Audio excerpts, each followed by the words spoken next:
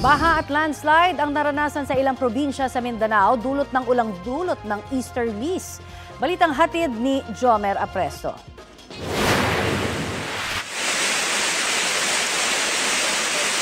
Rumaragas ang baha ang namerwisyo sa mga taga-barangay Tapian sa Dato Odinsin Suat, Maguindanao del Norte. Bunsod ng malakas na ulan. Halos hanggang tuhod ang baha sa ilang kalsada. Pinasok din ng tubig ang ilang bahay. Pinayuhan na ang mga residente na maging alerto sakaling kailanganing lumikas. Halos abot tuhod din na baha ang namerwisyo sa mga taga-barangay Sikayam sa Dipolog, Zamboanga del Norte dahil din sa pag-ulan doon. Pahirapan din ang biyahe ng ilang motorista sa ilang kalsada dahil naman sa gutter deep na baha. Ayon sa Dipolog LGU, 3 barangay ang apektado ng baha. Magsasagawa na ng declogging operations doon.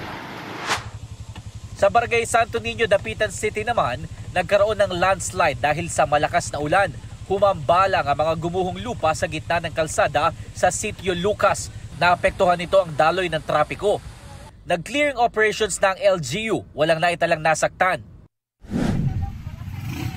Stranded ng halos 3 oras sa mga motorista sa Barangay Lunan Norte, Makilala, Cotabato. Binaha kasi ang kalsada kasunod ng pag-apaw ng sapa. May ilang motorista namang sinuong ang baha para makauwi. Sa isang paaralan sa Barangay Saravia sa Coronadal City naman, pumasok na ang baha.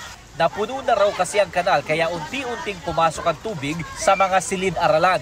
Nagtulong-tulong ang mga estudyante na walisin ang tubig sa koridor.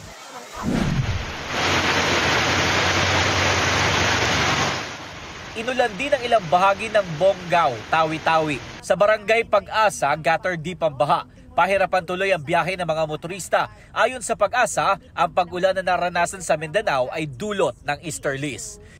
Jomer Apresto nagbabalita para sa GMA Integrated News.